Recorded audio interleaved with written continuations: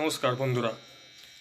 আজকে যে বিষয়টা নিয়ে তোমাদের কাছে এলাম, আজকে বছরের প্রথম দিন 2025।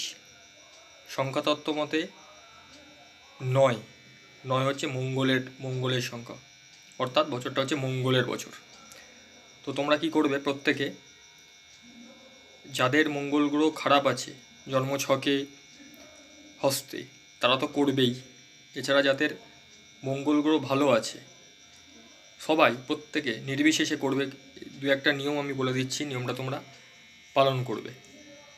মুসুর ডাল, মুসুর ডাল বাটবে, বেটে শনি মঙ্গলবার ছাড়া প্রত্যেক দিন, আর তোমরা যারা বৃহস্পতিবার নিরামিষ খাও বৃহস্পতিবারটা তোমরা মানবে, এই তিনটে বার তোমরা মেনে প্রত্যেক দিন তোমরা মুসুর ডালের বড়া তোমরা খেতে পারো, অথবা মুসুর ডাল তোমরা কোনো অনাথ দুস্থ গরিব মানুষদের দান করবে। ঠিক আছে, দান করবে, কোনো মন্দিরে দান করতে হবে না।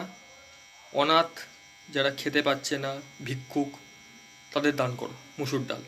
তার সঙ্গে টমেটো, কমলা লেবু, এই শীতের সময় কমলা লেবু ওঠে, কমলা লেবু দেবে, টমেটো দেবে এবং লাল কাঁচা লঙ্কা, এই তিনটে দ্রব্য তোমরা দান করো। তোমাদের মঙ্গল গ্রহ স্ট্রং হবে।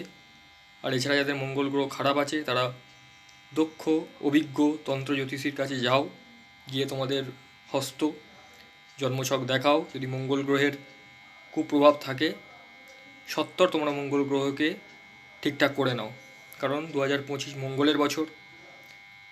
মঙ্গল যাদের স্ট্রং নয় বা মঙ্গল যাদের পীড়িত, তাদের কিন্তু কিছু খারাপ ফলাফল আসতে চলেছে।